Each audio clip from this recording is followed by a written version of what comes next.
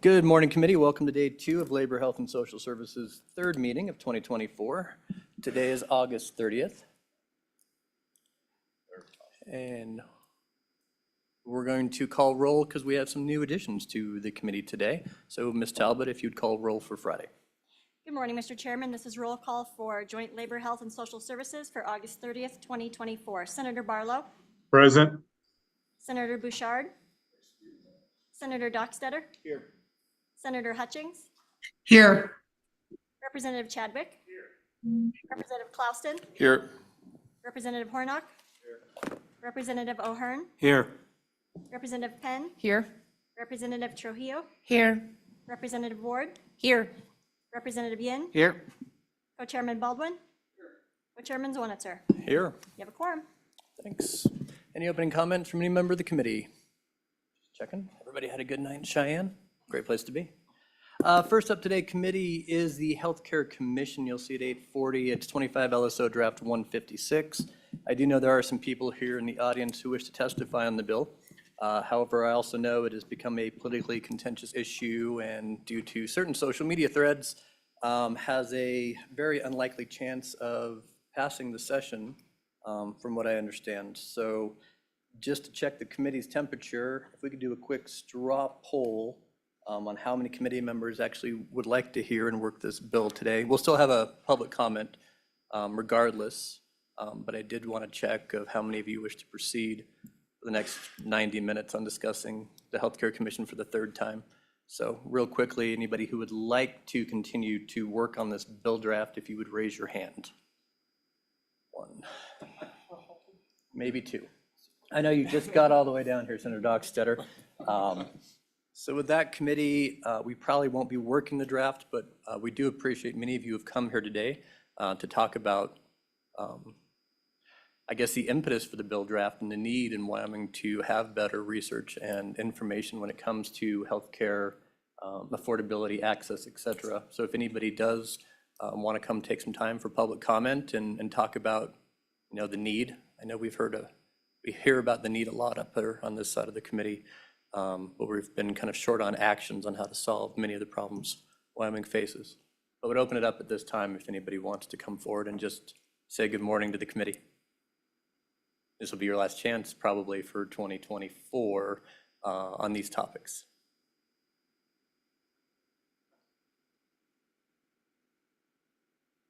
Welcome, Ms. Davis. Welcome home. And yeah, we do have 4 chairs, so. Ms. Brocious. Ms. Bush, welcome. Floor's yours. Good morning, Chairman and Committee. My name is Jen Davis. I'm the Senior Policy Advisor for Health and Human Services in the Governor's Office. So I'll be brief. I respect the decision that you've all made for not working the bill from this point forward, but just wanted to share a little bit with all of you regarding the importance of this bill. And just the topic for us to consider in conversation as we move forward. As we look at our economy in Wyoming, as we look at diversification of that, all of that to be successful needs to have good health care. We can't draw business and economy into Wyoming if we don't have a healthy, stable healthcare infrastructure. And as many of you know, with all of the issues that you're talking about in this committee and in other committees, we have a lot of challenges in Wyoming with our healthcare infrastructure.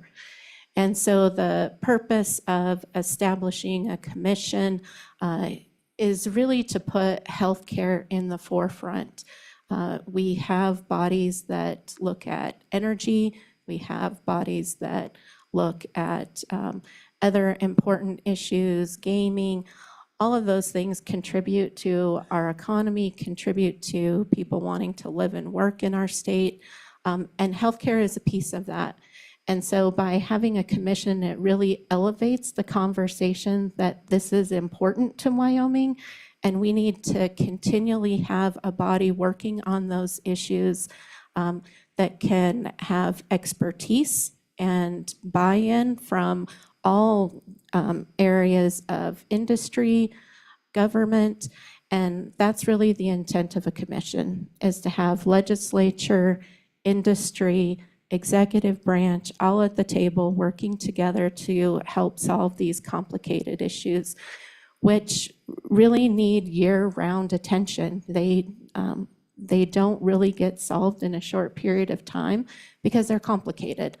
And so that really is all I wanted to share with the group. I hope that all of you that will remain in the legislature will consider to think about how we elevate healthcare issues in Wyoming, and do that in a meaningful way with experts who know healthcare and that can work in partnership with the legislature, because it's really important that we all do this together. So with that, I'll stand for any questions, but just want to say a huge thank you for entertaining the conversation and being willing to participate. I know we offered opportunity for many of you to call and have a specific conversation with us. And thank you, Representative Penn and Representative Ward, for taking the time to do that. And I know that necessarily doesn't change minds, which is also okay, but it gives us an opportunity to have a very targeted conversation and hear each other's views, which is really what this is all about. So just want to say a big thank you for that. Thank you. Ms. Bush. Good morning, Mr. Chairman, members of the committee. Sheila Bush with the Medical Society. I won't reiterate anything that has been said earlier in hearings or what Ms. Davis just said so well. I wanted to clarify that the bill draft in front of you today is a mirror version or close to a mirror version of the bill that passed the legislature in 2003, and it was unanimous in both chambers. And so I only offer that to give you a little bit of perspective on how much has changed in 20 years and the difference of opinion around bringing experts to the table and partnering with industry. And that commission that was passed in 2003 was alive and well for about 6 years. And it actually didn't go away because the legislature voted for it to go away. It went away because it failed to get a hearing in one committee in the Senate that year. So I think it's just really important to know where the history is on commissions like this, where the healthcare conversation has been over the last few decades, and where we want it to go, and whether or not a body of partners would bring good to the state, and whether there's value in that. Thanks. Ms. Brocious. Thank you. Chairman Zwanitzer and the committee. I'm Tracy Brocious. I'm the CEO of HealthWorks, which is a community health center here in Cheyenne. And I've been sitting and actively a part of all the committees and the work that's been happening over the last probably almost 4 years now.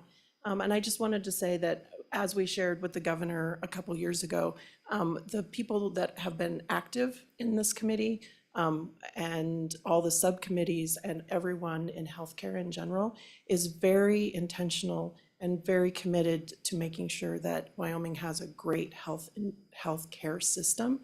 But healthcare and quite honestly, humans are very complicated. And so we need to continue the conversation in a way to move us forward. And I think that's the way we do it, is to continue to have good conversations.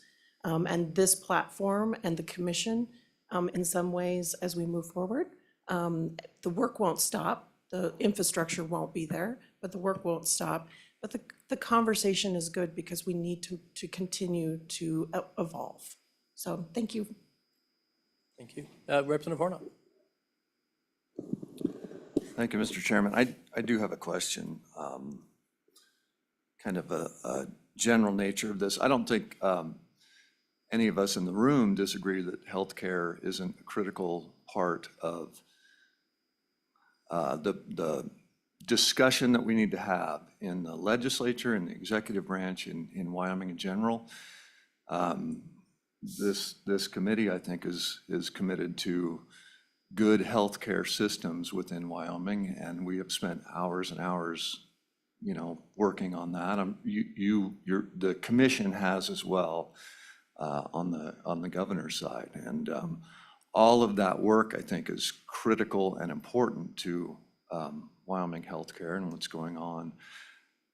So I guess the biggest question I have on this when it comes to this being presented as a option to the legislature kind of more deals with a separation of powers issue type of thing. So the legislature passed SF 13, which allocated funds for the legislature to get involved in litigation with the Rock Springs Management Plan and all that stuff, which the governor vetoed.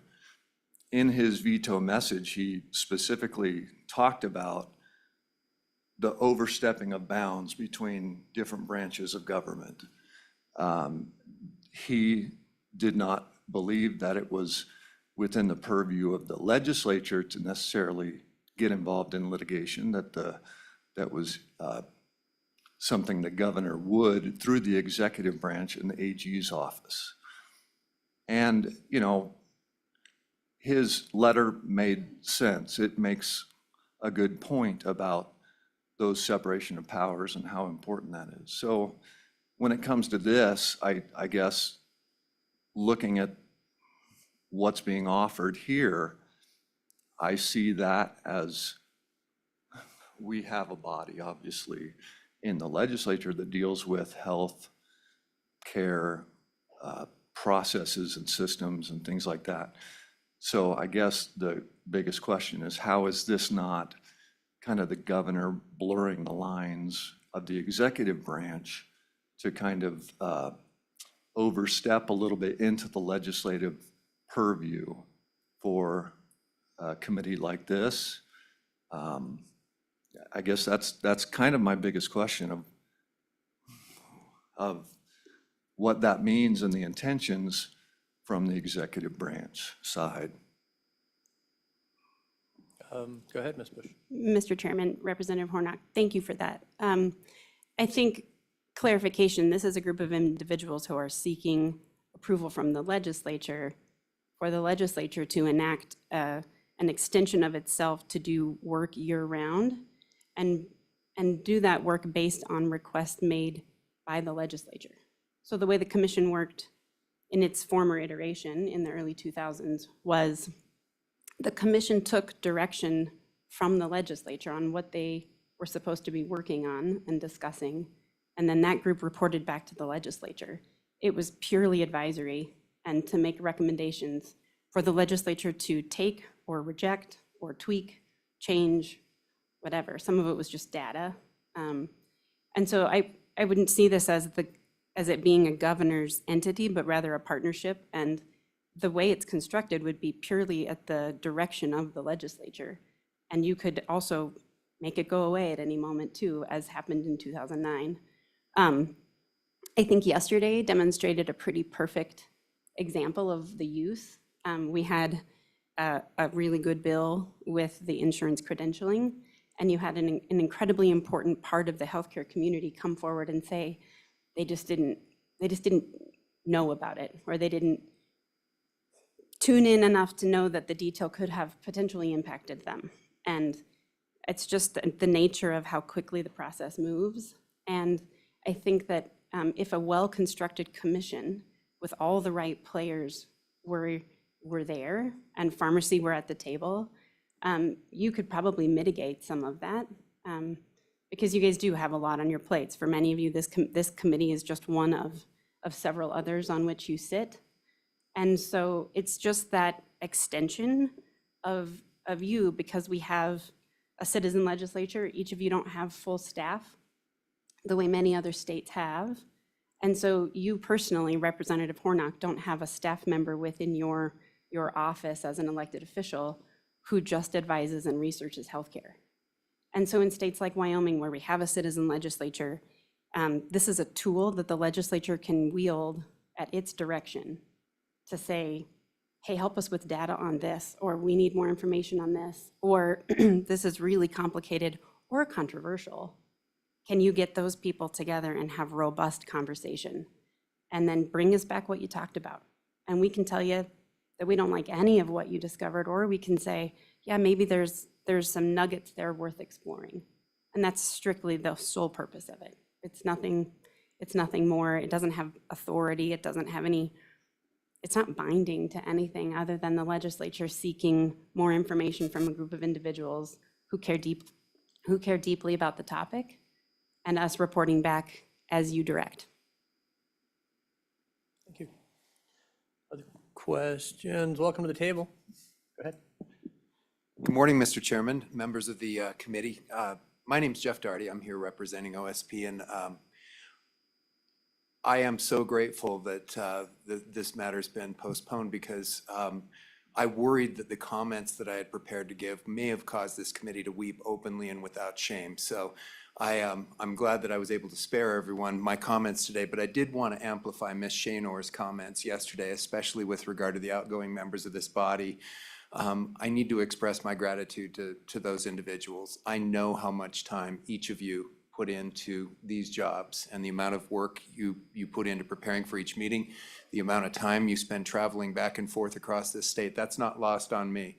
And I know that each and every one of you, with regard to this issue and every issue you worked on, worked to leave Wyoming better than you found it. And I want to commit to you that you did leave Wyoming better than you found it. So, Mr. Chairman, I just wanted to add that. And I also wanted to add that with regard to the bill that is not being considered today, that I also am delighted that I didn't have to speak adverse to my friends sitting next to me and the people to my right. But I will offer this, that there is nothing that prevents us from meeting today in the absence of a bill. And I would be delighted to bring whatever resources my clients can to bear in terms of helping this conversation and helping provide healthcare outside the purview of a healthcare task force. So with that, Mr. Chairman, I'll conclude my comments. Anybody have any comments for anybody at the panel currently? Senator Hutchings, welcome. Thank you, Mr. Chair. Appreciate that and appreciate your straw poll. I want to say to everybody on the panel, especially Jen, it's been a pleasure working with you over the last few years. We've disagreed on this particular matter, and I think Ben or Representative Hornock stated it in a brilliant manner. What we've just seen and heard from you is what I think makes Wyoming so great. We in the legislature depend so heavily on you for information. I don't think we need a commission. I think it distorts the whole glorious way we work in the legislature. These quick meetings, bills, whatever we do, and the way we do it with your help has worked so well in the past. I'm just glad we put this bill behind us, and I pray that we can work even better now that we know some of your intentions. Just flood us with information when you see something that's brought before us. Pull us aside, do what you have to do to get us to know what'll work best. And as I've seen in the past, that seems to be what works. Thank you so much, all four of you. Thanks, Senator. All right. Appreciate you all being here this morning and having some comments. Jen, you got follow-up? Chairman can leave and her, yeah, committee thanks. members, I just want to take this as probably the last time I'll be up in front of this particular committee. And I know many of you are moving on, and I just want to take a few minutes to just say thank you. I think Jeff said it very well, but I really do appreciate the partnership that we've had over the last couple of years with this current committee. It's really important to me to have a good working relationship with all of you. Whether we agree or disagree is really okay. That's what makes good policy. And so for those of you that are moving on, thank you. Thank you for everything that you've done to help in the health and human service space, and appreciate all of it. For those of you that are staying around, I look forward to our continued relationship. And so just want to leave you all with a lot of gratitude. Ms. Roday, welcome. Good morning, Mr. Chairman, members of the committee. My name is Heather Roday, and I represent Blue Cross Blue Shield of Wyoming.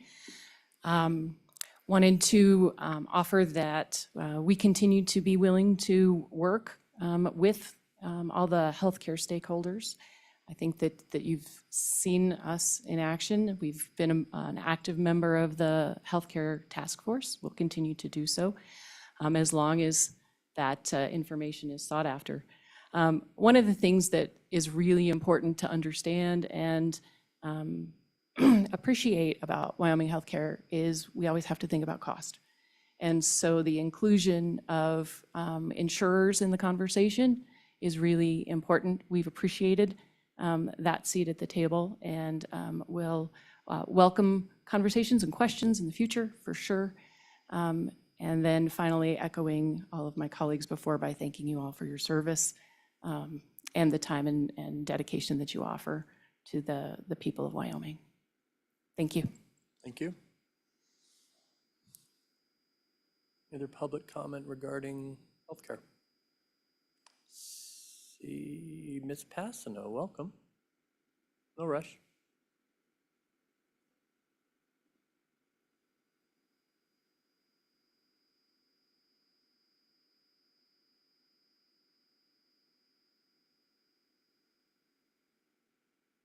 Get green. There it goes.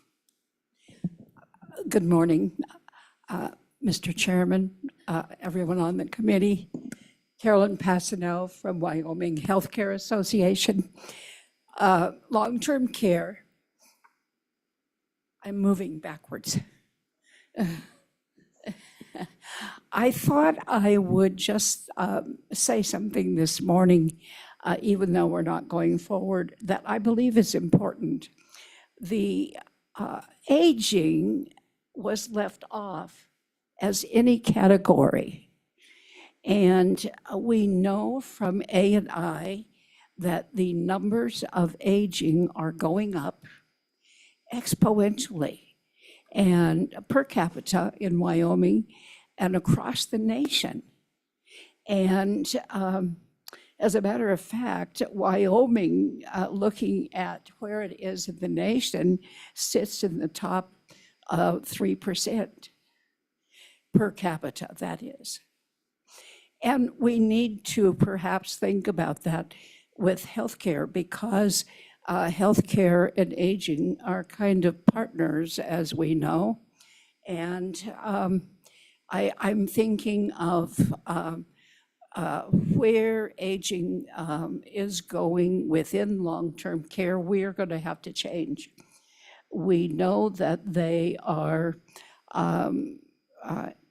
educated people, more and more and more and more coming. They don't want government saying what you cannot do or what you have to do.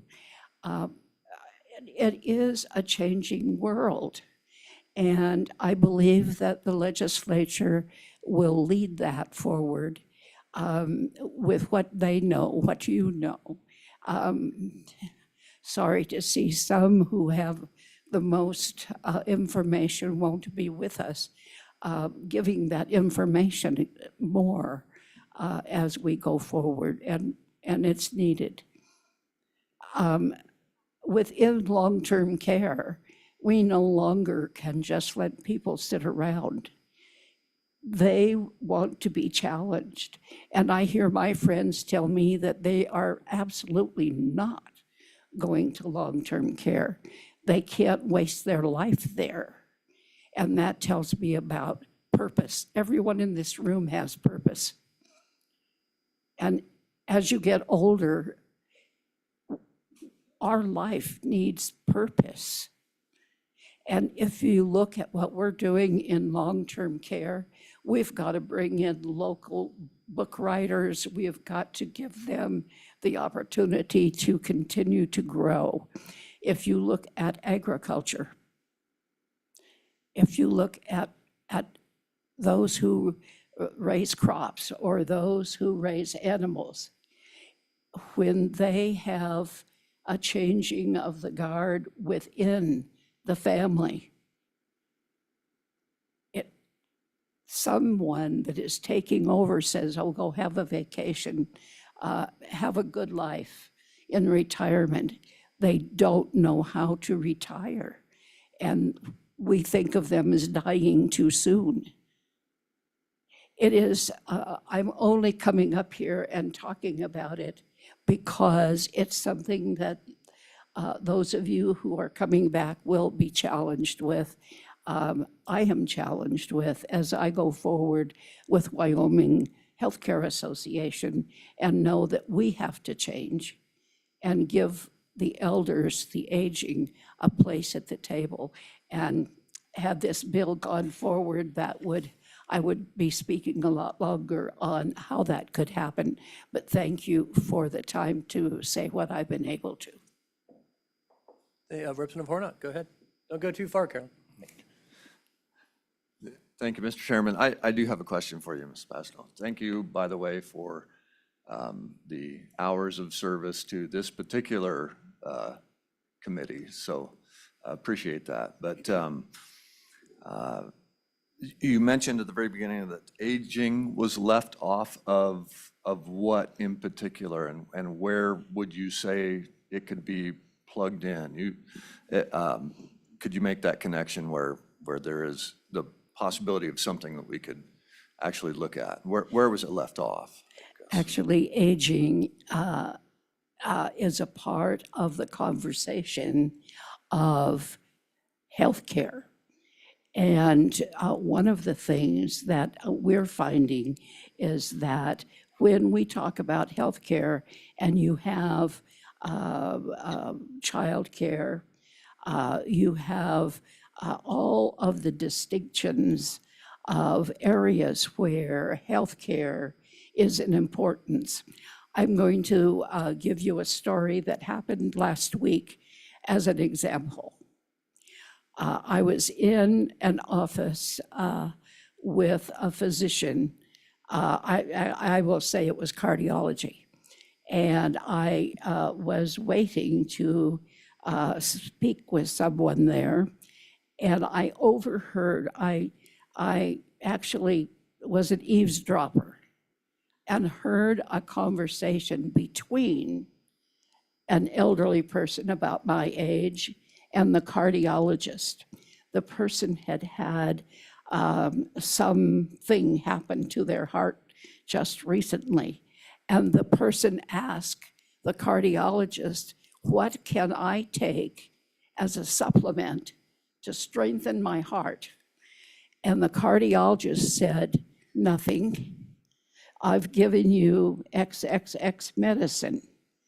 And the elderly person my age said, well, the muscles, I want to be stronger. I'm not as strong as I was.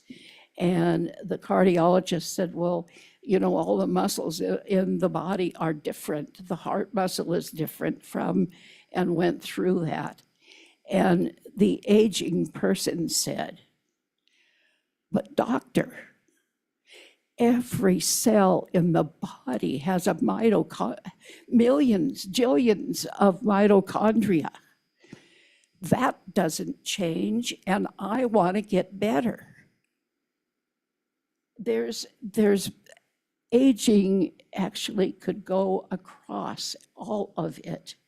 It's the internet has given all of us information that we never had before. And aging is knowledgeable. They're not what we have thought. We're just going to sit around and let someone take care of them. They want to be involved. They have not given up. And as I said a moment ago, purpose means a great deal to the human body. And thinking of the heart, as a matter of fact, we think, we love out of here. It's not just the brain, it is where we live as an individual. And we don't quit living because we've reached 65. There is input in any commission that is given back and forth. And we have to think about that, because that is, an aged person knows a great deal about childhood, what happens there, their They've got the lineage that they are still a part of, the input that can come from a representative of aging could be, it's voluminous. Healthcare is a huge issue for aging. Thank you. Thank you. All right. Thank you again, Ms. Passman. Anyone else on healthcare? Seeing none, we will move on to our next agenda topic, music therapy. Follow-up. So we have a bill draft in front of us, 25 LSO 132, music therapy use of title, that we had LSO draft at our last meeting. And I think Mr. Schneider and company are here today to present some testimony on the bill, but maybe Anna or Luke, whichever one took. Ms. Johnson, if you just give us a quick overview. Thanks. Thank you, Mr. Chairman. So this bill draft is entitled 25 LSO 132, Music Therapy Use of Title, and it's version 0.5 in your packets. Beginning on page 2, definitions of music therapist and music therapy are provided in subsection A of Wyoming Statute 3350-101, and then subsection A of Wyoming Statute 3350-102 on page 2 makes it unlawful for a person to profess to be a music therapist or advertise that they are or hold themselves out to the public as a music therapist unless the person holds and maintains a music therapy board certified credential granted by the Certification Board for Music Therapists, which is a national organization. Subsection B on page 3 indicates that the chapter does not prohibit a person from using music in the performance of the person's profession or occupation if the person does not represent that they are a music therapist. And then the staff comment on page 3 indicates that the Iowa legislation that this bill draft is modeled on contains a criminal penalty. The penalty was removed from this bill draft because it could likely be a due process violation under Article 1, Section 6 of the Wyoming Constitution and the 14th Amendment to the U.S. Constitution for someone to be charged with a crime for not meeting an out-of-state entity's credentialing requirement, where Wyoming has no control of that out-of-state entity.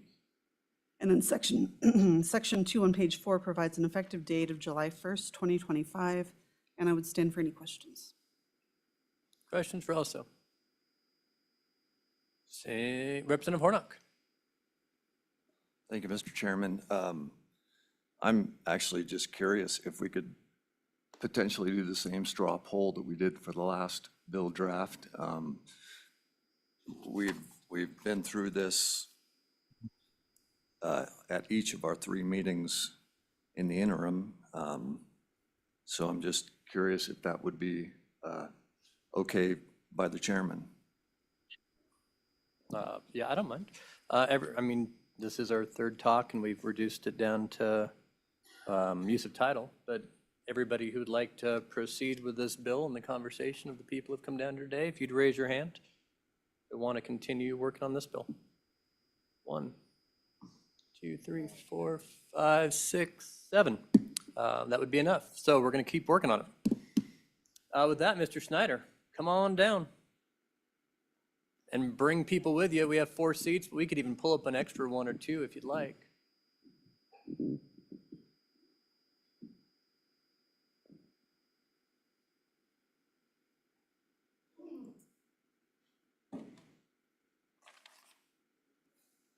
And I'll do the quick friendly reminder to make sure the microphone's green when you talk, to introduce yourselves and make sure the mic's close to you so the people at home can hear. With that, Andrew, floor is yours.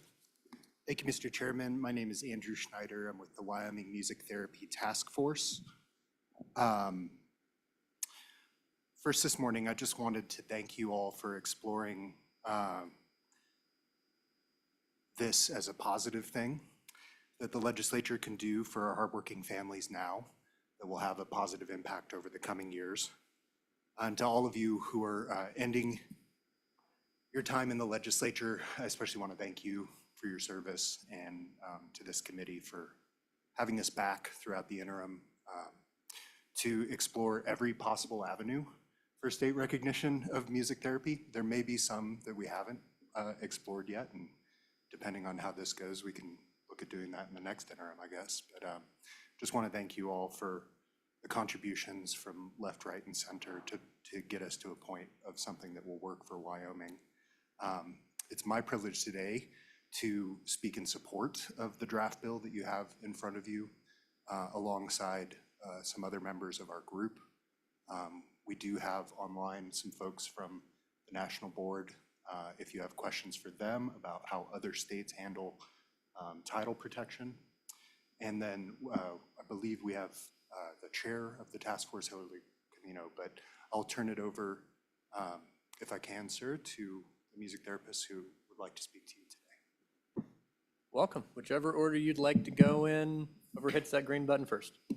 I'll go ahead and take the first one. Thank you so much, Mr. Chairman, members of the committee. My name is Dylan Ashburn. I am the operations manager at Vibes Fine and Performing Arts in Casper, Wyoming, which is a music studio and music therapy provider for the community of Casper. I'd like to start echoing what Mr. Schneider said, thanking you all for your time and effort up to this point. I really appreciate your consideration and all of the thoughts and effort that you've put into this bill over the interim. So thank you so much for your time. I also am here to express that I am in support of the draft legislation. I have, over the last 6 years almost, as a member of Vibes and the operations manager, seen music therapy grow. Our staff started with Zane, who is sitting next to me, that you will hear from here shortly, and we've grown to 4 full-time board-certified music therapists within our building, serving, the community of Casper in so many different ways. And so I just wanted to come to express that I truly believe that this bill has a lot of great language in it that will help support them and their careers as they go forward. It will provide safety to the people of Wyoming and create an environment that is really productive for music therapy, something that I feel very passionate about after seeing it for the first time in 2019, and that I would love to see continue to grow through our great state for the people who consistently talk about how much they connect with music and what it means to them and how it has changed their lives for the better. So thank you so much for your time. I'll go ahead and pass it off to the guys who do the practicing. We'll get all 4 of you and then ask questions, if that's okay, committee. Sir, welcome. Hi, thank you, Mr. Chairman and members of the committee. My name is Zane Rutledge. I'm the music therapy supervisor and one of the board-certified music therapists at Vibes. I very much appreciate you guys allowing us some time to talk about the way that this bill will impact our profession as well as the clientele that we serve. I grew up actually a little outside of Dallas, Texas, and went to school there at Texas Women's University, where I earned a degree in music therapy. Before going to Pittsburgh, Pennsylvania for my clinical internship with the University of Pittsburgh Medical Center, where I worked in an inpatient psychiatric facility as well as a children's hospital. There I learned to practice music therapy clinically under the supervision of an already board-certified music therapist, which then allowed me to sit for my board exam. I currently engage primarily in outreach and advocacy for the profession of music therapy on behalf of Vibes, but my direct service hours are primarily focused on working with individuals diagnosed with dementia and Alzheimer's, as well as working in inpatient psychiatric facility known as WBI, Wyoming Behavioral Institute, where we use music therapy for several hours a week, treating individuals and groups. I am in support of this the drafted legislation, and wanted to speak today because of the positive impact that it will have not only on patient access to clinical services, but as well as for the enhanced protection of the consumers utilizing music therapy resources, in ensuring that the professionals that they're working with are properly trained in clinical practice and evidence-based interventions. So I just want to thank you again for allowing me the opportunity to speak with all of you. I very much appreciate it. Thank you for coming down. Ma'am. Hello. Thank you all for being here. My name is Michaela Fullwider. I am one of the board-certified music therapists who also works at Vibes Fine and Performing Arts over in Casper, Wyoming. I am originally from the Austin, Texas area, and I received both my bachelor's and my master's degrees from Sam Houston State University, also down in Texas. And then I completed my internship at a residential children's home over in Illinois. Now I currently specialize in music therapy for mental health. I wholeheartedly support the title protection for music therapy for the same reasons that I expect people handling food at a restaurant to have a food handler's license. For the same reasons that I expect occupational therapists to be qualified and licensed to practice. And for the same reasons that I expect somebody changing the oil or fixing the transmission of my car to be qualified to do so. I didn't go to school for myself to just add 4 letters in TBC after my name. I went to school for those that I serve. I pursued this degree in music therapy so that I can safely and ethically work with all of my clients. I support title protection for music therapy because it promotes safety for all individuals in the state of Wyoming seeking music therapy services.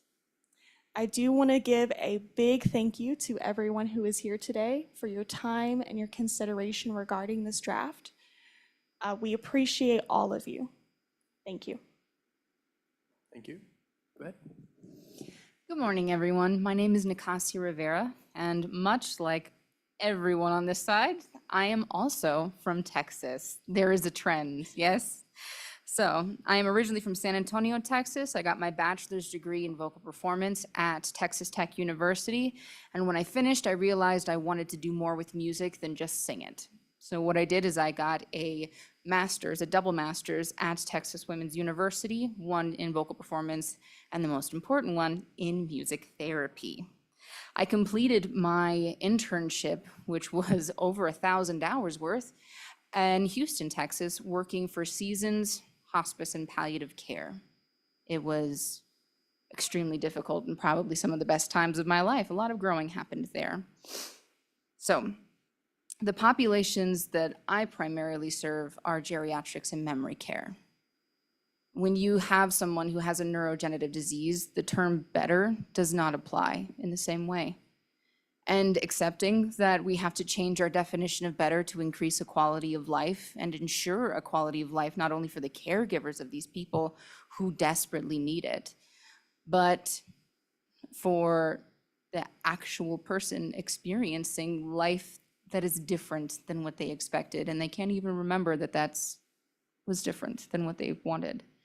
Dealing with that change is an extremely delicate and emotional thing to deal with. And as a trained music therapist who is required to have over 1,000 hours worth of internship for this exact thing, you need it. It's not quite the same as saying I'm a nurse because I know how to change a Band-Aid, right? There's a level of training that is required to help navigate someone through the change of better into just okay, into better for today. And I support this bill for the exact same reasons that my colleagues support this bill. To have safe, high-quality care that is standardized, that you can make sure that the people who are benefiting from this bill and from the services are actually not being swindled, right? Are actually being helped in a time where they need extra help. So thank you so much for all of your time. And that's an incredible amount of time that y'all have spent. I have come to realize, sitting back there, for the complete and utter dedication for the communities that you serve and how their health is deeply important to you. So thank you. Are you also in Casper? I am also in Casper. There is a trend, right? We kind of followed all of our friends up here, and that's where we do. We serve the entire city of Casper in several facilities. Lovely. Any questions, committee? Representative Penn. And then we'll go to Senator Hutchins after that. Thank you, Mr. Chairman. I feel like we got numbers last meeting. If you could just tell me again numbers of how many music therapists are practicing in Wyoming. And then is this a problem in Wyoming? As far as, you mentioned we don't want people to be swindled. Are people being swindled in Wyoming? Are people using the initials MTBC and telling people that they are something that they aren't in Wyoming? Mr. Schneider, you want that one? Yes, so thank you for the question, Representative Penn. As I think you heard testimony yesterday, it's sometimes difficult to pin down who's licensed or has their certification and an address in Wyoming versus who's practicing. The task force, as best we've identified, it's 11 board-certified music therapists who are practicing potentially in Wyoming. Was there a second part to that question? Is there any, do you know of anyone who does not have licensure who's holding themselves out to be a music therapist right now? I think is the general question. There's, no, not to my knowledge, have we seen that happen yet in Wyoming. We'll go to Senator Hutchins next. Go ahead. Thank you, Mr. Chair. And this is to anybody on the panel. Representative Penn asked my first question as to, is there a problem with this? And when you say there are 11 practicing musical therapists in the state, would I be right to say that there are 5 sitting here at the table out of the 11? That's question number 1. And then question number 2, I would like to know, my mom was dying and I went into the hospital with a tape recorder and played her favorite songs. I didn't say I was a musical therapist, but what in this bill would prevent anybody from going in, seeing patients? Hey, I'm not a musical therapist, but I just want to play music for patient A, B, C, and D. What's wrong with that? And will anything in this bill prevent that? Thank you. Thank you. Mr. Schneider, go ahead. Thank you, Mr. Chairman. Thank you, Senator Hutchings. So to answer your first question, 2 of us here, I'm not sure which side we're on your screen, but we're not board-certified music therapists. So today you have 3 in front of you and potentially 1 or 2 more online. I'm not sure who you've got hanging out there. So 3 of 11 would be the answer to your first question. And then the second question, if I understood it correctly, on page 3, line 5, this is Romanet B. So there's no prohibition here for somebody using music professionally, as long as they're not holding themselves out to be a music therapist. And as we've discussed in the last 2 interim meetings, there's no desire to curtail the type of activity that you were describing between families and their loved ones in a hospice care setting. It's really when you get into the applied therapy, working with a physician or a psychologist on a specific health goal and using music as that. So what you see there is the definition of music therapist and music therapy. And so this, by defining it in statute and saying that you must have this certification, that the bill itself is the protection to put people on notice that you do have to get the degree, you do have to do your clinical internship, you do have to pass the certification test to be in these clinical settings. Okay. Senator, follow up, Senator Hutchins, go ahead. Thank you for that, Mr. Chair. So in essence, putting laws into place in our law books, it's time, energy, money, lots of money. The books have to be reprinted, and I can just imagine the cost. I don't know the cost, but I can just imagine. So you want us to protect 11 people potentially in Wyoming by just saying, hey, you can't use MT, whatever the title is, sorry, MTBC, when you come into the hospital, if you want to play music, you can't use that. And this is going to protect us 11 by putting this into law.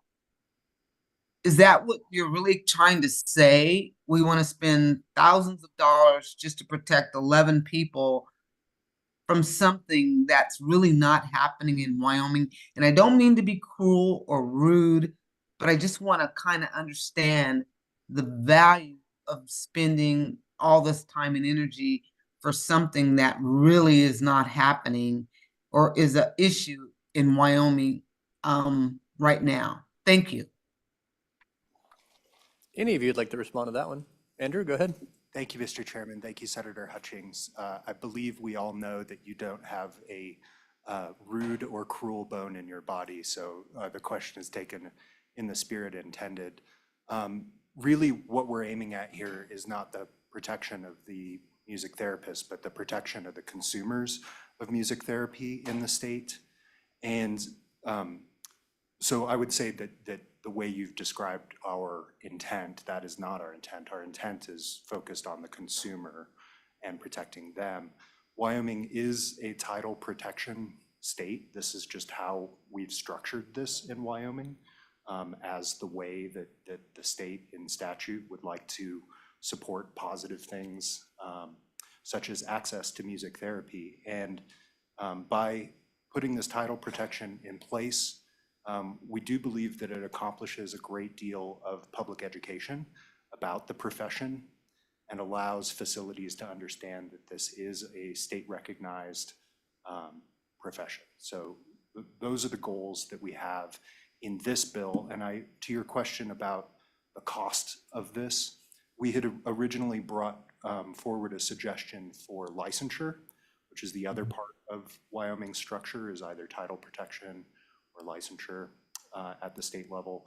And you're right, there were some significant costs to that. There were maybe $17,000 just in software to license the 11 folks in the state. And then there was another, I think, additional $17,000 just in staff time for the initial implementation of that licensure. So hearing you all and your desire not to have the state spending tens of thousands of dollars, we've now come back and you see this title protection bill, which is a much lower cost impact to the state. I will also just point out that, you know, the books do get published every session, so I don't think that this particular bill adds any cost in that dimension. It really is the lowest possible cost to help expand access to music therapy. It's something positive that I think you all can feel good about doing for the health of the state. Thank you. Thank you. No follow-up. Senator Dockstader, your turn. Thank you. Thank you, Mr. Chairman. Been tracking your work over the summer. You've worked hard on all this. Thank you for doing that. I'm not sure that we have the support to take it all the way across the finish line, but that doesn't lessen your work on that at all. I realize that what you do has some meaning. In some faith-based responsibilities that I had, I'd gather up my youth in my congregation and we go down to the 2 retirement centers and offer a few encouraging words related to faith, but most of all, the thing that made the difference is when we sang. And when I had those kids sing, you could see, even in the most difficult dementia cases, I'd see a tapping foot or a tapping hand or a head lift, and I knew we had touched. So I believe in your work. It has something to it.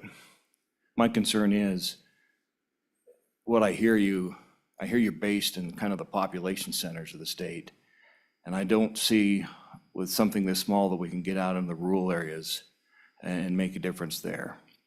So that would be my concern, and any one of you could respond to that, but that would be my question. Can we make a difference in the rural areas of Wyoming? Thank you. Go ahead. Thank you for your question, Senator. We are actually at Vibes specifically currently working to expand our outreach using telehealth music therapy. It is a form of music therapy that became very, to some degree, necessarily popularized due to COVID back in 2020.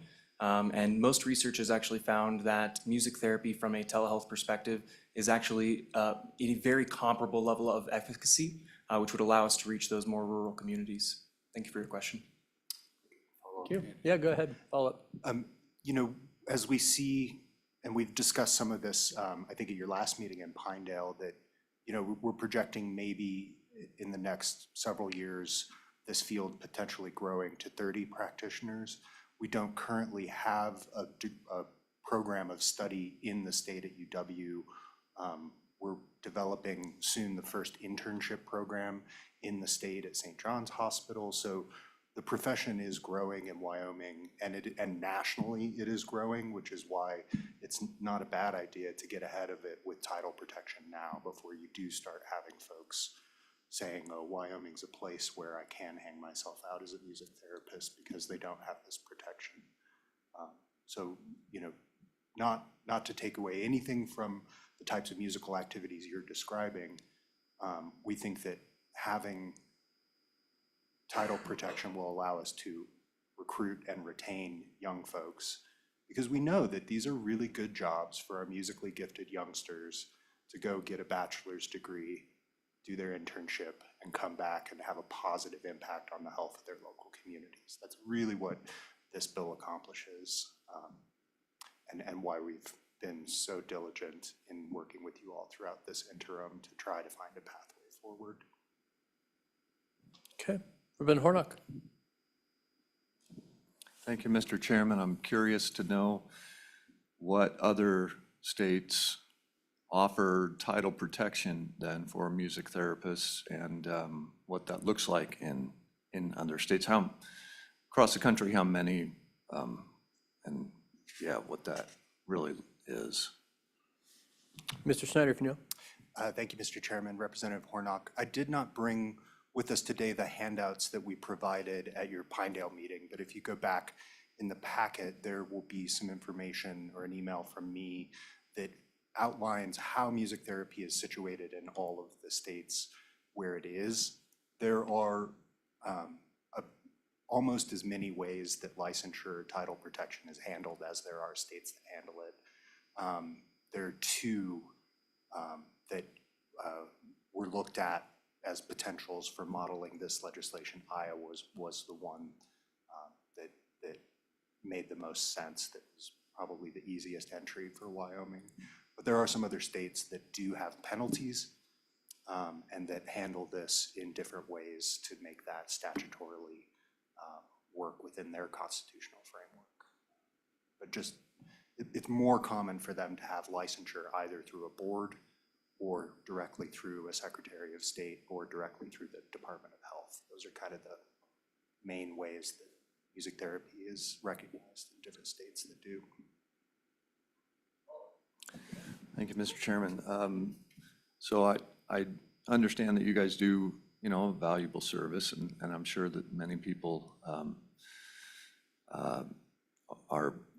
receive a benefit from you know, music. Music does a lot. It calms the soul, it lifts the spirits, all of that stuff. So, you know, I understand that. My question is, where does this end, I guess? There's all kinds of degree programs in different universities. You can major in puppet arts.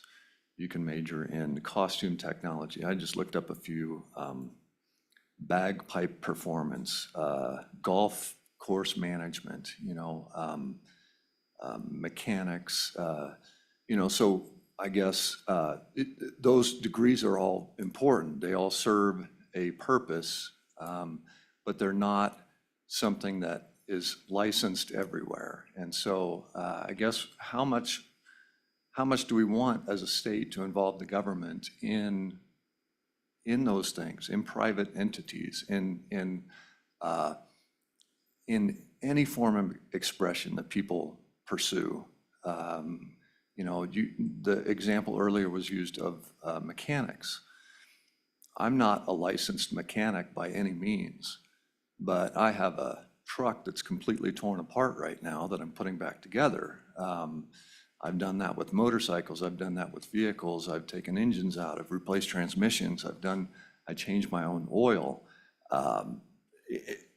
And to a point, I do that because I feel like mechanics, even though they may be licensed, can swindle me, frankly, or it swindles my pocketbook more than they do a disservice. But I guess really the question is, you know, is this the proper role of government, or is this something that we want to leave open for those people who get the degree.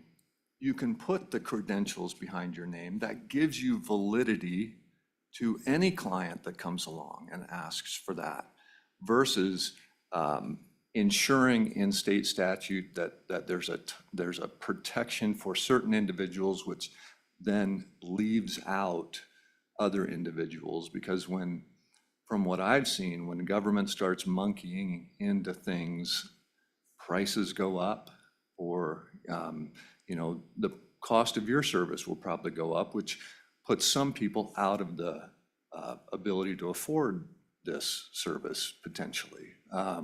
There could be any number of things, but it seems like when government throws their heavy hand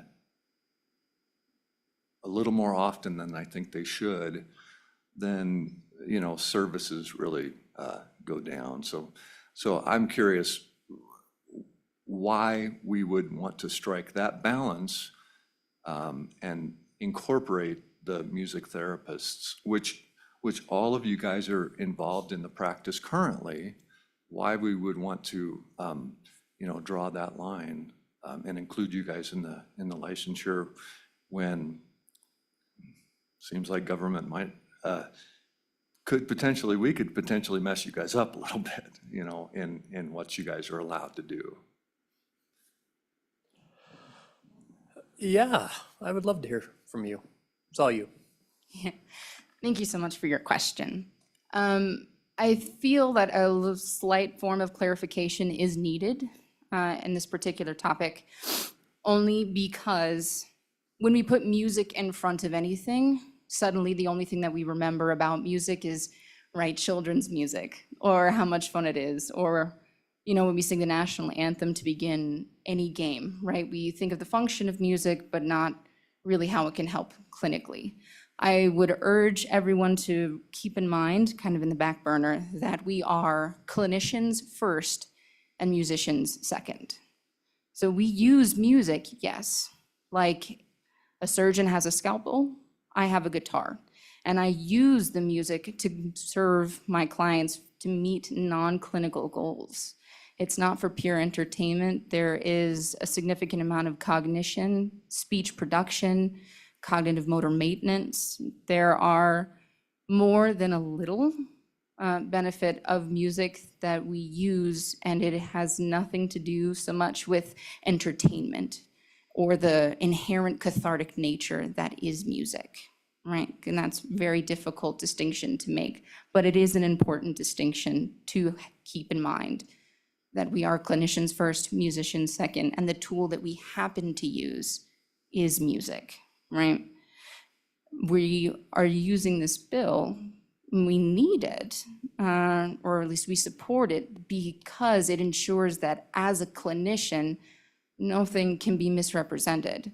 That if something were to go wrong, for example, if I happen to use a song called Where Have All the Flowers Gone, and I don't know that the person I'm using the song with will have an immediate negative emotional reaction because they happen to be from a time, right, where this particular song was used in protest for things, right?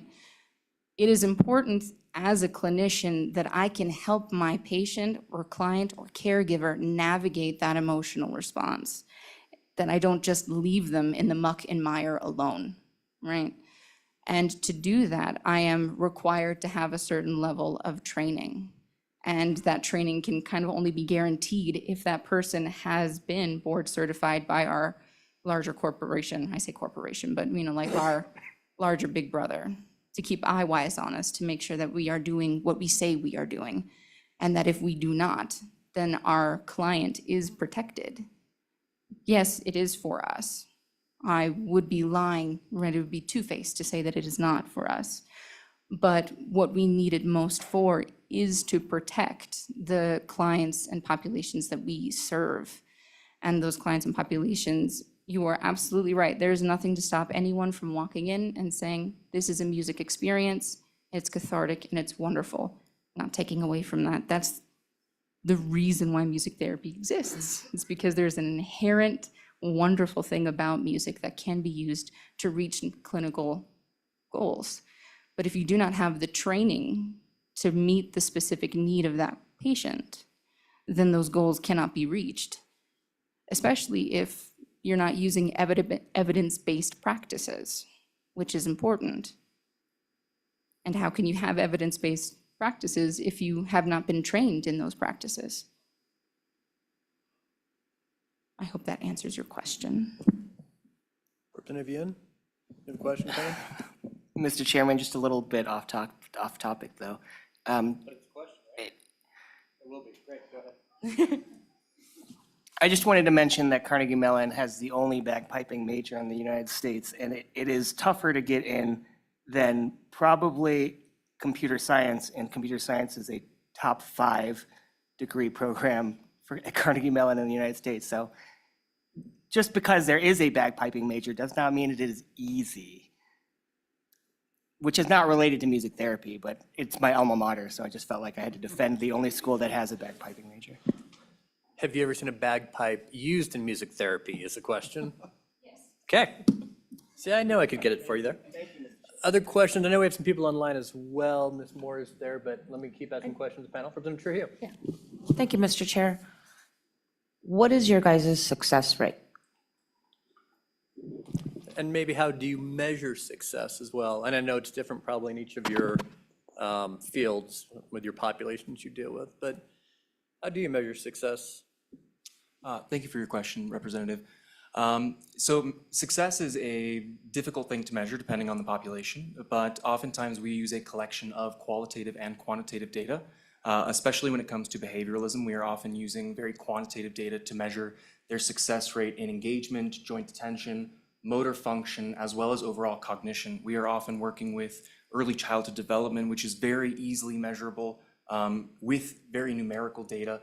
In mental health, obviously, that is a much more difficult thing to track quantitatively, but success rate is much more measured in things like self-esteem or ability to engage in difficult conversations, the ability to manage loss, transition, and other difficult emotional responses. As my colleagues have stated prior, it is important to note that this isn't just a use of music recreationally, but that we are largely engaging in non-musical goals. And so it is important that if we are using evidence-based practice, that we are collecting data and measuring that there is a positive outcome. Otherwise, it is our ethical responsibility to suspend treatment, as we are then showing that it isn't an effective intervention for the difficulties or deficits that they are experiencing.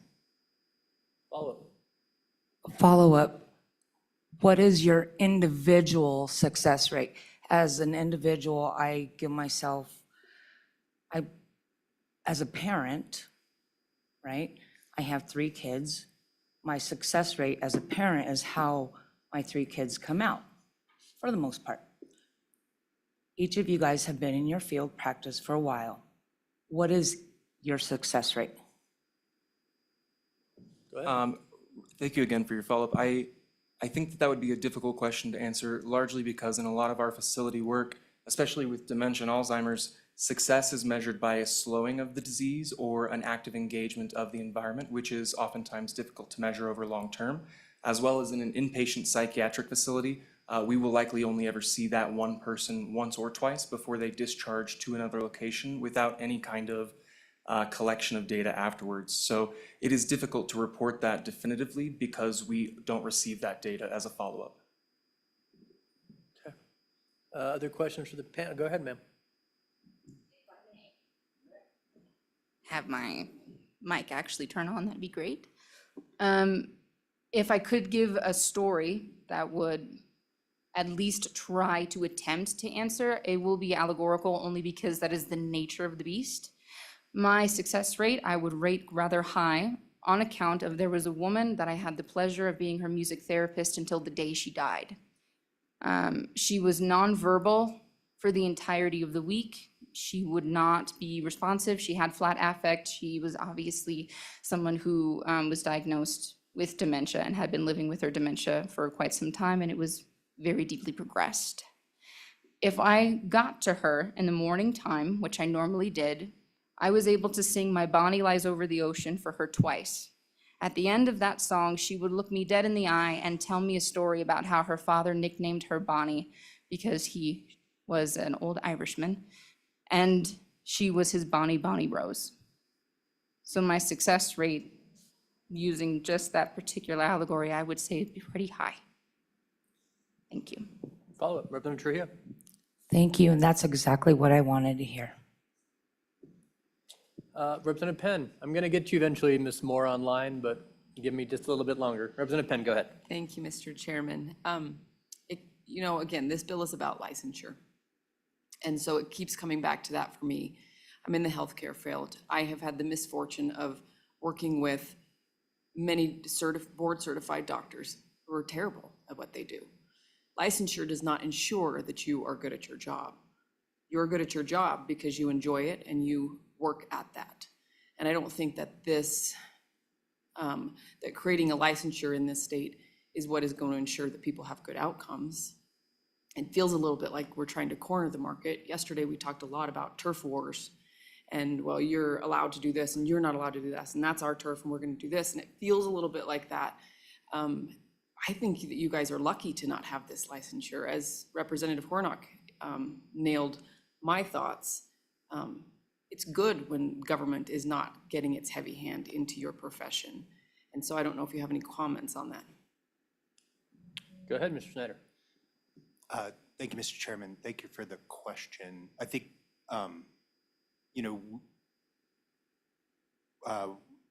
the point of clarification is that this is now not a licensure bill. It's a title protection bill, if that makes sense. So there would not be a board that would meet on licensure or anything like that. This just kind of hangs out in the statutes and in part just acts as a public service announcement and education that this is the definition of music therapy. It is state recognized.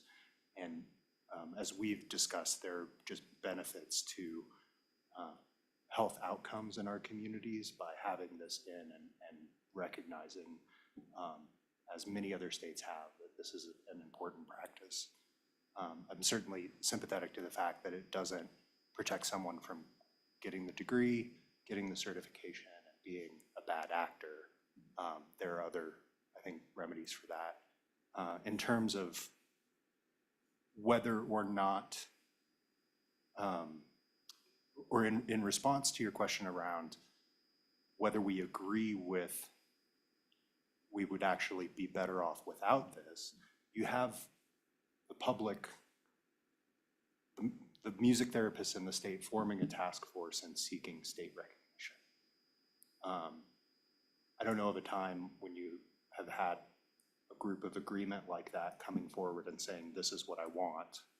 And I certainly think it's fair for you as a representative to think about the philosophy of what you want the state to look like and how you best serve your constituents. In this instance, folks are coming forward and saying, this is what we would like to see for our profession for the future. This is how we've seen it, and I apologize to rehash this because we've gone through hours of this over your summer already, but we've seen how in other states this has protected consumers, helped the field grow, improved health outcomes, gotten people through hospitals faster, cheaper, which has a cost reduction. So there's a conservative element to taking this path. So no, we would not agree that we'd be better off without this or that we are better off without this. And if we felt that way, we would not have put in the considerable investment of resources to work with, at this point, approaching 100 different stakeholders in the healthcare field to find the right path for state recognition. Okay, follow-up, Representative Penn. Thank you, Mr. Chairman. So is there something in this to prevent the creep? So we're starting with this, we're opening the door to say that this is now in our statute as this is a title. And then next, because we started out with a lot more than that and we're backing it off, trying to find what's tasteful. And so we know that that is the desire to go more. So what is to stop this from saying, okay, well, now it's in our statute. So then next year, we come back and say, well, what's next? We want this to move forward. So is there something to stop the creep here? Go ahead, Mr. Snyder. In the language, I don't see anything here that says something along the lines of the state of Wyoming shall never go farther than this to license a profession, a specific profession. I'm not sure I've seen an example of that in the licensure. I think that you would have options potentially in restructuring whether this is a title protection and licensure state. You could probably get pretty creative with how you could constrain any profession coming to you in the future seeking licensure. From a practical or pragmatic standpoint, this bill accomplishes, I would say, 90%, and I may be overstating that, of what the task force really formed and was looking for, state recognition, so that we can increase access and protect those consumers. In the future, when there are, the other thing I'll say about that is we learned a lot over this interim, and thank all of the folks from the Mental Health Board, the Occupational Therapy Board, to help us have a window into their process and help us understand that with 11 folks in the state, there are some real constraints to pursuing licensure. And so this is not an attempt to just to find something we can get a foot in the door and then come back. But I wouldn't necessarily say that in the future, when there are more music therapists and the state maybe has a different appetite for reform around licensure and how different boards work, and there have been some really innovative conversations, I think, in the last couple of years about how the state does that and looking for more efficient, lower cost, higher impact ways of doing that, that music therapy wouldn't want to be a part of that conversation. But in terms of music therapy on its own, I don't think that this is something where you're going to see me here every year trying to get another inch and another inch and another inch. Okay. Representative Hornock. Thank you, Mr. Chairman. I'm curious what the educational requirements are, what the standards are to become board certified. What do you have to do to get to that point? Mr. Snyder, if you would refresh the committee for the third time. Yeah, thank you, Mr. Chairman. And I apologize for not preparing a little bit more of a recap presentation of some of that information that we have covered. But in the interest of time, maybe one of you would like to just walk through what your education and certification process was so folks understand, and then I can clean up if need be. Happy to. So I would describe that my degree gives us kind of the foundational music skills, right? Your piano, your guitar, your voice, everything that you'd receive from any standard music degree. But all of our course-specific classes are much more focused on the evidence-based application of music in a therapeutic process, rather than things like performance skills or advanced musical techniques that you might see in a performance degree. So for example, I had classes that were specifically about application of therapeutic processes for individuals with dementia and Alzheimer's. I had specific courses about use of music techniques and application of evidence-based practice for pain management, anxiety reduction, verbal processing skills. Everything that is course-specific for music therapy is focused on the therapeutic application as defined in the music therapy research literature, as opposed to in a music performance degree, there's a lot more on diction, use of different languages, interpretation of text, advanced, general performance practice. It's much more focused on the actual therapeutic application, again, in a form that is ethical and evidence-based. And it requires a degree, an undergrad degree, and then additional, does it require a master's degree? Or requires additional training hours? Sure. So currently, it is my understanding that our entire field is bachelor's entry level, but we're working towards master's entry level, kind of across the board. It is at least 5 years at an accredited college, and then after that, I believe it is a national internship that needs to be around like 900 hours. We end up accruing 1,200 hours total between our practicums that occur during our education as well as the 1,000 hours required after the education. And once that internship is completed to the satisfaction of not only our internship supervisors, but to the gatekeepers at our schools, then we have to take the CBMT, the board certification. Thank you so much. And if we don't pass that, then it's very much a you do not pass go kind of thing. Okay. And we do have somebody from the National online as well to talk about those. But first, Senator Hutchins has a question. Go ahead. Thank you, Mr. Chair. Oops. Sorry, Senator Hutchins, if I could hold you off. Hornock has a follow-up question in priority order. Go ahead, Representative Hornock. Well, those are very important steps. I'm one of those guys who I consider myself, a fairly smart person, but I don't necessarily have a degree. I haven't necessarily done an internship in a certain field. I'm a kind of a jack of all trades, a master of none type of thing, but I have, have some success in certain things that I do. I think I do very well. So I'm curious if we really want to set this type of a standard when we're looking at, we don't have this type of degree in Wyoming itself at the university here. We are leaving out an entire portion of individuals who may not have the means to go to college. To go to college is a very expensive endeavor. And so, there could be somebody who has incredible, talent with the way they deal with music that then cannot pursue this type of licensure, and then they're left completely out of the loop. So, I'm just curious. We're setting a standard here that many in Wyoming might not even be able to meet. So. Do we want to set that type of a standard? Mr. Schneider. Thank you, Mr. Chairman. Thank you for the question, Representative Hornock. I think that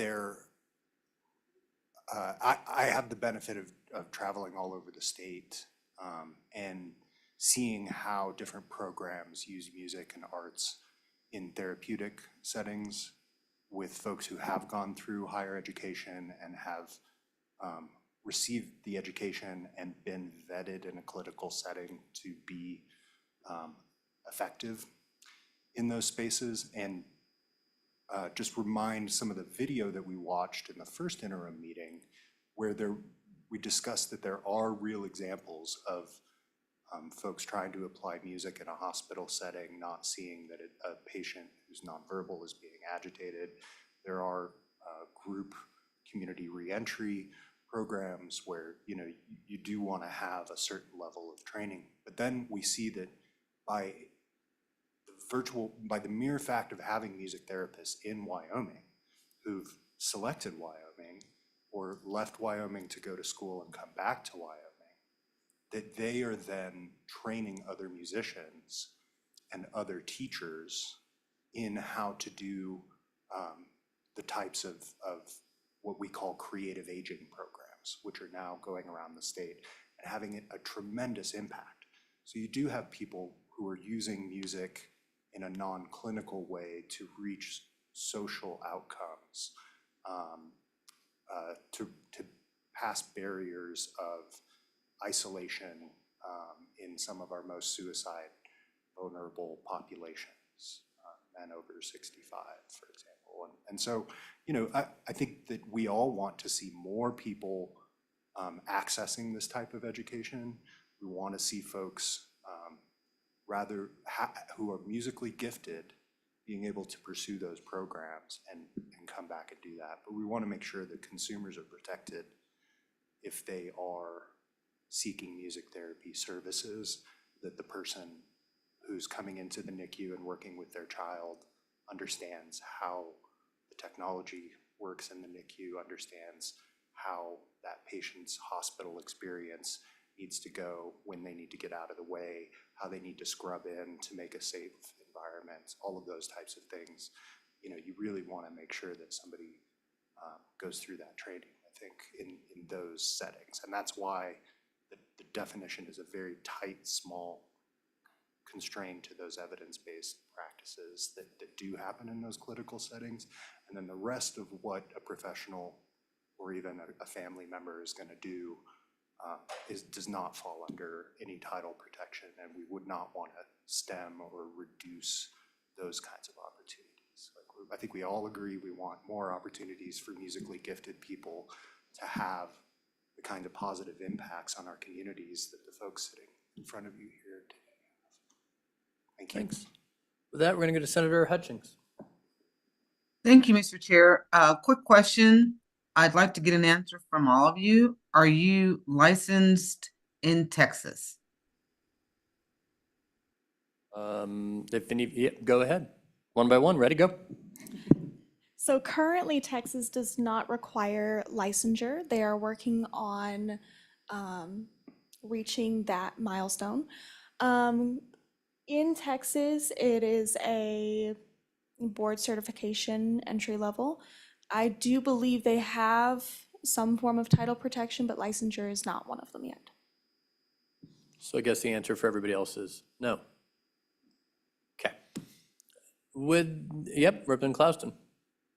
Thank you, Mr. Chair. So I want to thank all of you for being here and promoting your profession and the work that you do. I think the steps that you're going through is making all of us in Wyoming aware of maybe your skill set that most people really weren't aware of. So my question, sorry, I forgot next to you, forgot your name, but this program seems to be expanding in Casper, in your facility. Can you tell us a little bit of why you've been hiring these folks and the benefits of hiring these folks versus hiring someone who's just musically inclined? Go ahead. Yeah, thank you very much for your question. Yes, this has been something that has expanded over the last 2 years. We had Zane start the program in 2019, and he was our sole music therapist through the roller coaster that was COVID. And then coming out the other side in 2022, we first hired Nicasia, and then we brought our last two on right about the same time in the middle of 2023. The reason that we pursued these specific candidates instead of other qualified musicians, which we do employ at Vibes Fine and Performing Arts, all of our music teachers do have their own music degrees. That is a standard that we set because we want to make sure that the education that the students receive when they come to us is across the board, that they all are knowledgeable and that there's some amount of recognition that they're knowledgeable. We choose these musicians, or I should say clinicians, specifically because they have certified degrees. They are board certified through their entity in the same way that I didn't go to school for music. Actually, I have a bioelectrical engineering degree. I took my PE exam and I don't use it any day of the week, but they have shown through a specific set of criteria that they are qualified to do this, that they have training to prevent harm and to endorse positive outcomes for their patients.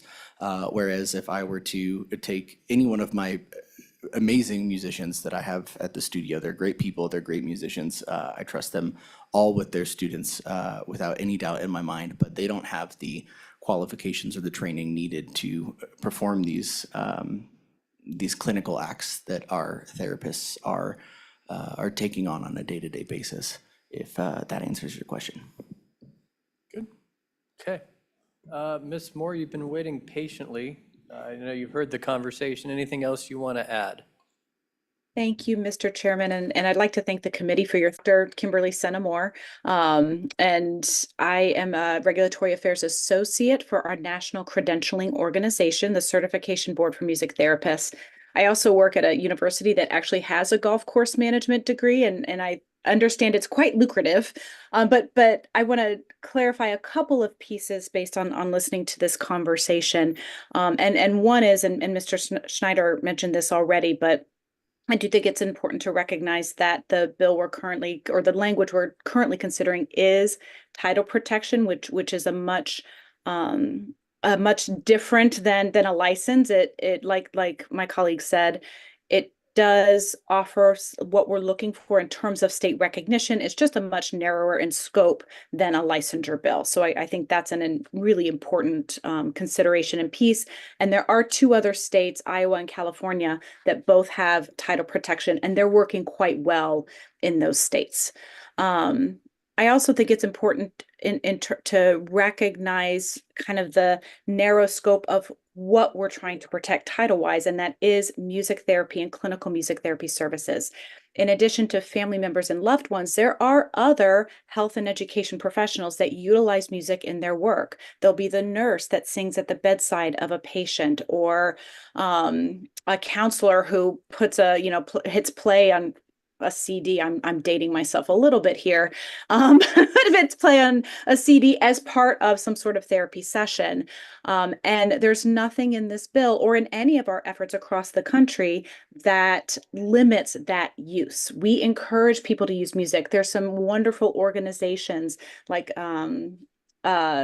Music in the Mind and things like that have these great music programs to offer these health and wellness benefits for consumers. And so we encourage that and have really strong relationships with those organizations. So this particular bill, it's very narrow in scope in terms of protecting the title of music therapy and music therapist, which does require, as mentioned, at least a bachelor's level degree in music therapy, which includes 1,200 hours of clinical training and passage of a national board certification exam. And then to the point of Texas, currently Texas, there is no formal state recognition. However, we have been and are still planning to file a licensure bill in the 25 session. So we're actively working on that and have been for several years. And I believe those are just some of the points I wanted to mention to kind of underscore or clarify a couple of pieces. And I would welcome if any of the committee members have any questions or follow-ups to what I just shared. And thank you again. Thank you. Questions from Ms. Moore? Seeing none yet, Kimberly, but appreciate you remoting in. Any other questions for the current panel?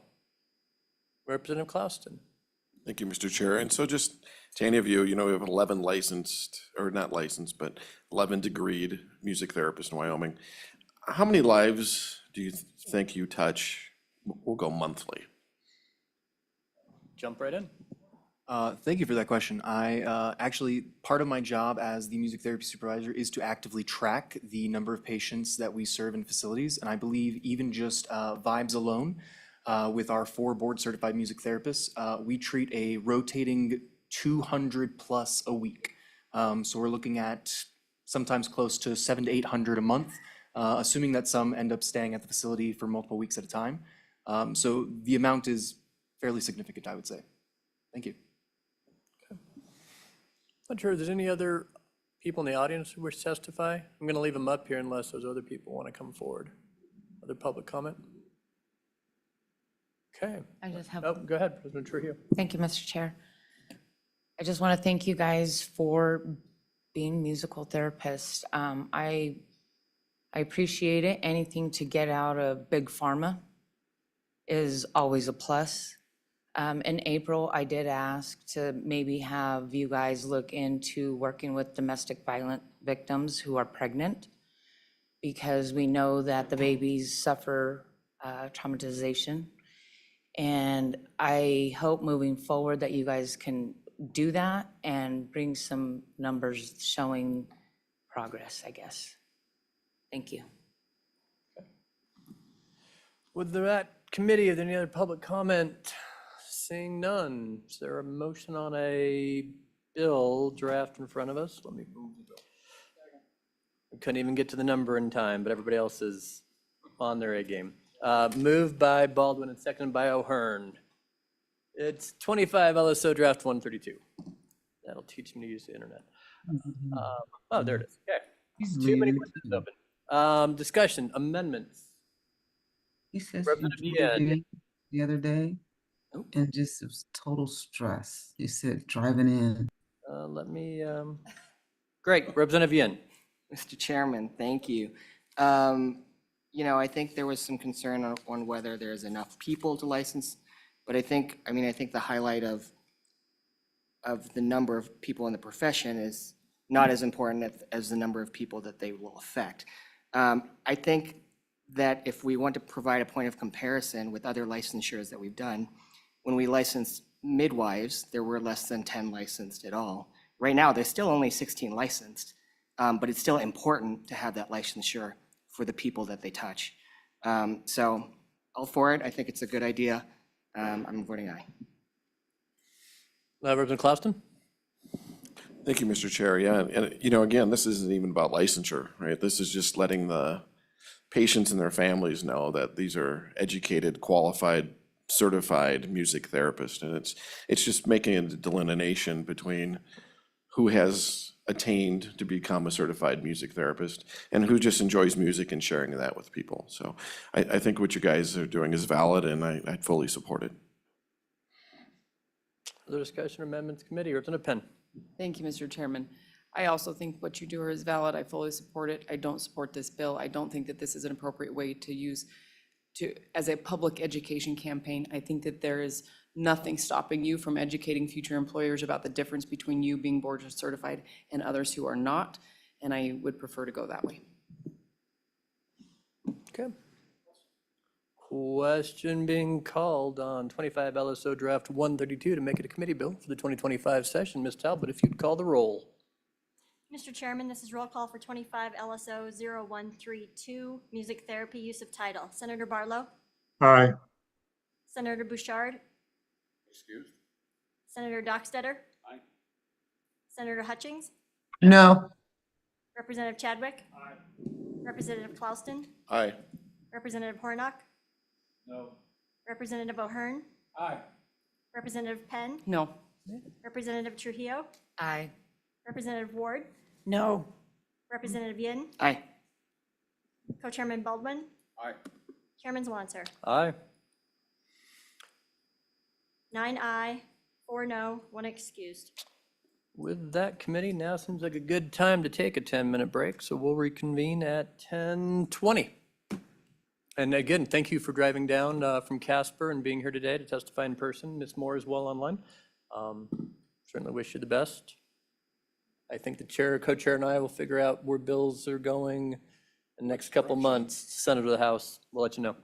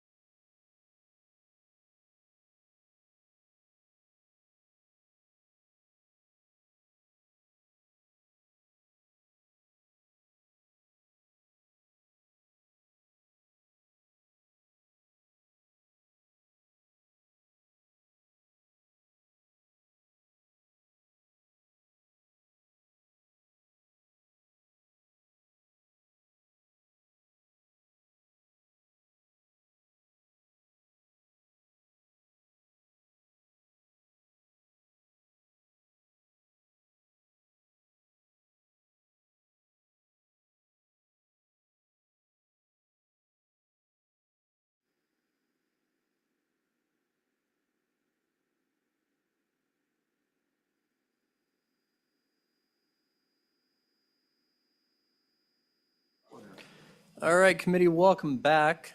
We did miss a public comment this morning. Robert, I'm not sure I got your last name, but if you want to come on forward and talk about healthcare real quick, we would certainly take now for some additional public comment before moving on. And Ms. Davis, welcome back. Just make sure the green light's on and introduce yourself. Chairman and members of the committee, Robert approached me in the hall and had wanted to make some comments about healthcare and has not done this before, so he's a little bit nervous of speaking with all of you and getting his points with all of you today. So I told him I'd come up and help introduce him. Excellent. We're a friendly bunch, especially on a Friday before a 3-day weekend. Go ahead, sir. Welcome. I'm Robert. I'm from Siam, been here for the last 9 years. I have tried to get some great health care. After I have started to become a new resident of Siam, connect with different healthcare providers. There have been people throughout Siam that say we can't help you. They make more as though because I come from a broken home or dysfunctional family from another state. So I tried to attain some great help assistance. In the healthcare sector, been a difficult challenge. And how healthcare providers can let other people know you don't help Robert. And Robert not such an average person. He was diagnosed with a disability back in 1962. Tried to remind some people, first and foremost, aiding and abetting some parents or the family can't get in hot water. Not to mention the party coming from another state, how that can be human trafficking. And then just helping people to more or less be emotional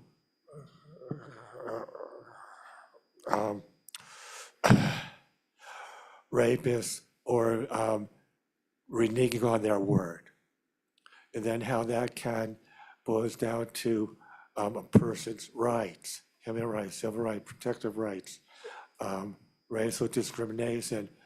It just go through the other stuff like bias crime, hate crimes. It's just that how can you try to be a great provider of some sort when you don't want to be there for somebody to help and maybe get other people to realize we need to stop this hate, disrespect, emotional abuse, every which way. We need to help get this individual on a great track, but also make issues for the people that wasn't there in the other area, so this won't happen again.